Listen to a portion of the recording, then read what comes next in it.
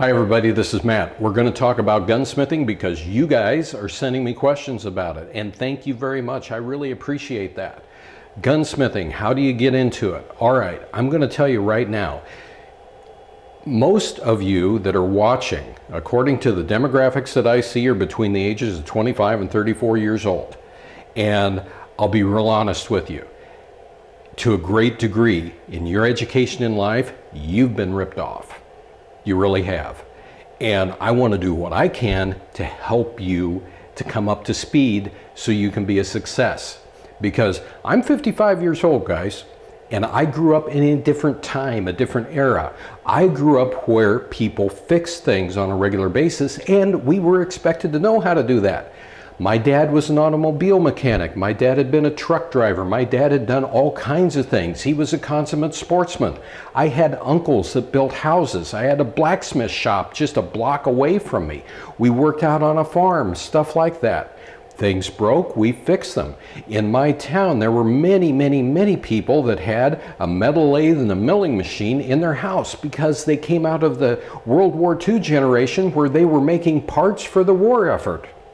My mother, God bless her, is 86 years old and she still holds down a 40-hour work week. She really does. You know, like I said, God bless Mom. But the thing is, we learned how to do things. We were taught how to measure. We were taught how to read. We were taught how to divide, how to use fractions, how to measure this, that, everything else, the proper tools. We were taught how to weld. We were taught how to cast. We were taught how to use a metal lathe, a milling machine, things like that. So, you want to get into gunsmithing? You want to learn a trade? Let's go. Here's how you do it. You can do it without spending tens of thousands of dollars, going to an expensive school and owing just a ton of money in student loans. How? By studying.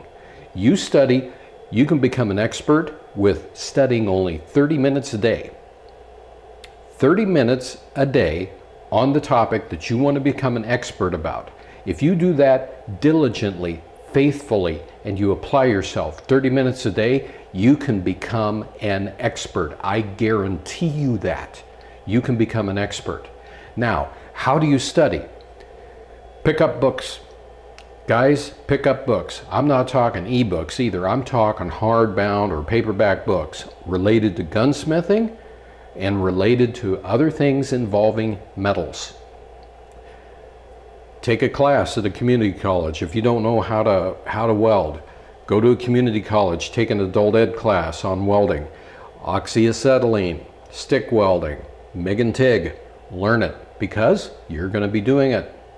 If you're going to be a gunsmith, you're going to be doing it. Also, learn how to operate a metal lathe and a vertical milling machine.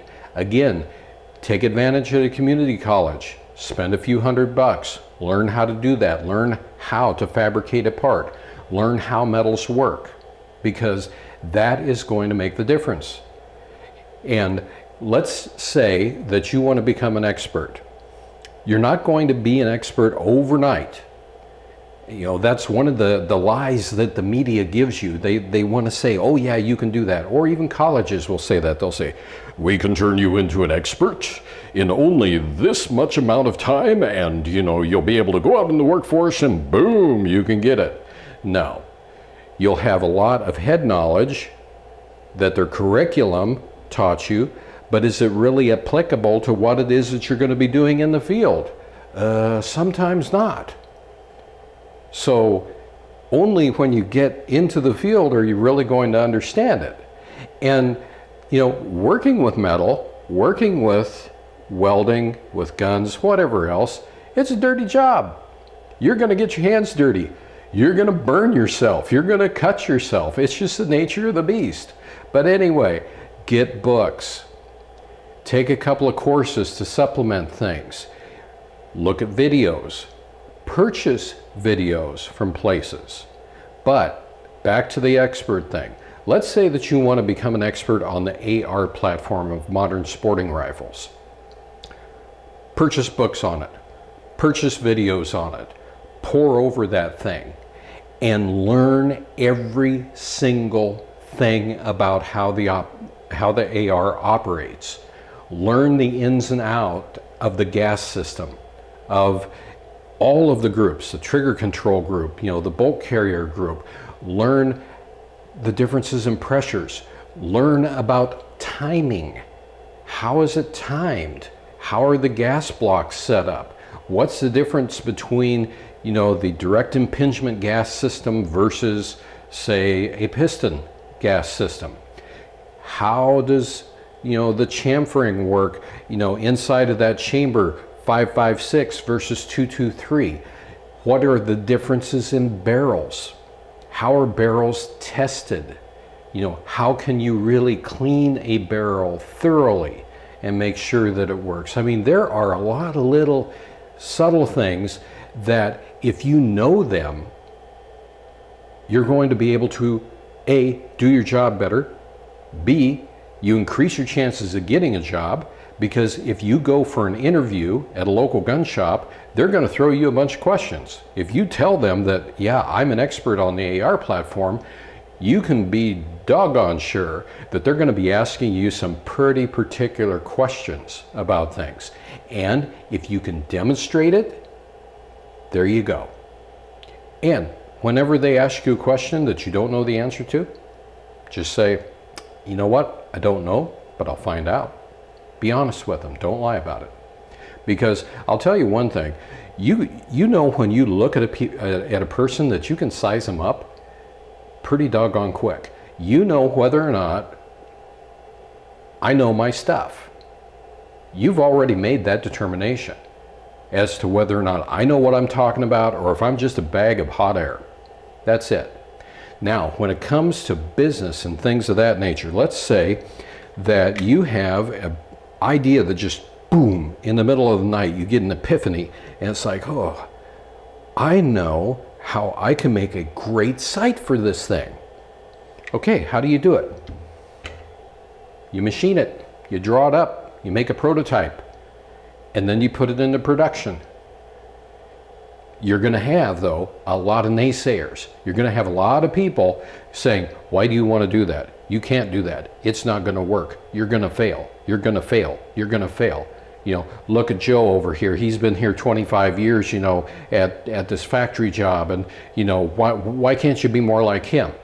Don't believe the naysayers. Don't do that, because they want to keep you at their level. People will always tell you that you can fail. But what the secret is you get up if you fall down, you do this, you dust yourself off, and you go again. And you fall down and you skin your knees, you skin up your nose, you get up again and you do it again. You don't stop. That's the secret to success. The thing that you're the most passionate about is the thing that you're going to do the greatest at. Because if you hate your job, don't do it. I had an epiphany one time. I was working in an industry that I hated. And I had an old retired plumber 2 doors down from me. And one day he's talking to me and he said, Matt, you know what? There's no amount of money in the world that can pay for you if you hate your job. And I thought, it took a few hours for that to set in. You know what happened? I quit my job. I went back to what I wanted to do, which was working with my hands. I took a cut in income and everything else, but you know what? I was happy because I was back into the element of fixing things, of doing things, working with my hands, getting greasy, getting dirty, but it was an honest day's work. And that led on to me eventually getting into my own business and then being very happy with it. So that old retired plumber's advice was absolutely true.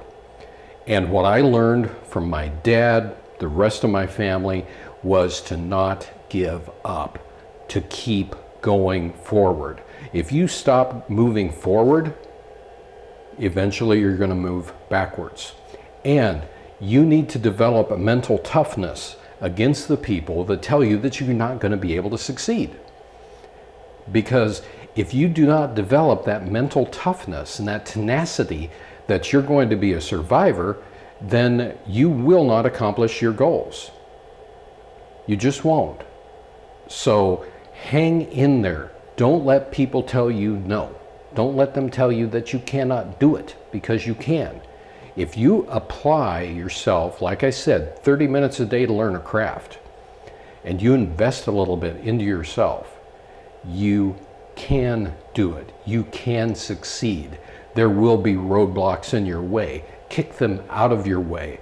Adapt, overcome, and you can do it. Otherwise, it will not happen. It just won't. So, anyway, I hope this helps. Thanks for watching, and have a great one.